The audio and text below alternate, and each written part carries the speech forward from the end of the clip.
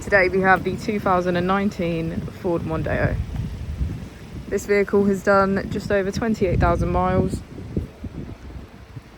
It has an automatic transmission and a diesel fuel type.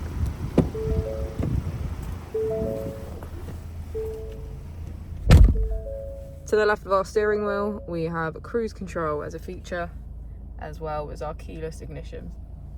On the right, we have voice control. Moving on to our screen, we can access valet mode, ambient lighting, emergency assistance, mobile apps, and navigation. If we press here, we can access our climate control, which includes heated seats on either side. If we put the vehicle into reverse, we can see that it comes with front and rear parking sensors.